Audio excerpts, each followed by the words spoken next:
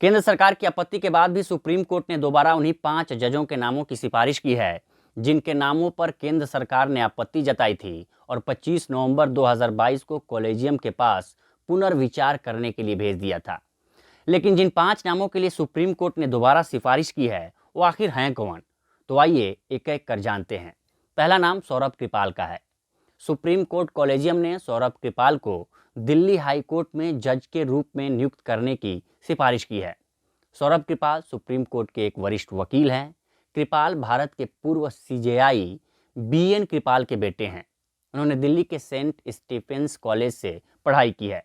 उन्होंने Oxford university से graduation की डिग्री हासिल की है।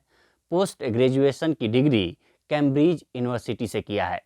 सुप्रीम कोर्ट में उन्होंने 2 दशक तक प्रैक्टिस की है। उन्होंने यूनाइटेड नेशंस के साथ जिनेवा में भी काम किया है। दूसरा नाम सोमशेखर सुंदर सेन का है। सुप्रीम कोर्ट कॉलेजियम ने सोमशेखर सुंदर सेन को बंबई हाई कोर्ट के जज के रूप में नियुक्त करने की सिफारिश की है। सोमशेखर सुंदर सेन कॉमर्शियल लॉ में विशेषज्ञता रखते हैं। एक बिजनेस जर्नलिस्ट से वकील बने सुंदर सेन अक्सर कॉमर्शियल लॉ, बिजनेस के साथ साथ राजनीति और संवैधानिक मामलों पर विभिन्न डिजिटल और प्रिंट प्लेटफॉर्मों के लिए लिखते हैं। सुंदर सेन ने वित्त मंत्रालय द्वारा स्थापित विदेशी निवेश पर कार्यकारिणी समूह के स्थायी आमंत्रित सदस्य और सेबी द्वारा गठित अधिग्रहण विनियम सलाहकार समिति के सदस्य के रूप में काम किया है। वह जे सागर एसोसिएट्स में पार्टनर और कैपिटल मार्केट प्रैक्टिस के प्रमुख भी रह चुके हैं। ऑक्सफैम इंडिया की वेबसाइट के मुताबिक सुंदर सेन वहां के बोर्ड मेंबर हैं। तीसरा नाम अमितेश बनर्जी का है। सुप्रीम कोर्ट कॉलेजियम ने अमितेश बनर्जी को कलकत्ता हाई कोर्ट में जज के रूप में नियुक्त करने की सिफारिश की है। अमितेश बनर्जी कलकत्ता हाई कोर्ट के वरिष्ठ वकील हैं। वो सुप्रीम कोर्ट के पूर्व जज जस्टिस यूसी बनर्जी के बेटे हैं।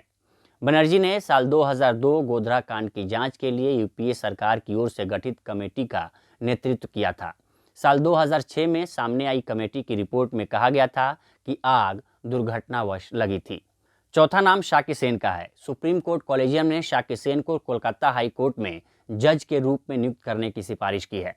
शाक्य सेन श्यामल सेन के बेटे हैं, जिन्हें फरवरी 1986 में कलकत्ता उच्च न्यायालय के स्थायी न्यायाधीश के रूप में पदोन्नत किया गया था। रिटायर्ड जस्टिस सेन ने शारदा ग्रुप पूंजी घोटाले की जांच के लिए गठित आयोग का नेतृत्व किया था। वह बाद में इलाहाबाद हाई कोर्ट के मुख्य न्यायाधीश बने और मई 1999 से दिसंबर 1999 तक पश्चिम बंगाल के राज्यपाल भी रहे। और पांचवा नाम आर जॉन सत्यन का है। सुप्रीम कोर्ट कॉलेजियम ने आर जॉन सत्यन को मद्रास हाई कोर्ट में जज के रूप में नियुक्त करने की सिफारिश की है।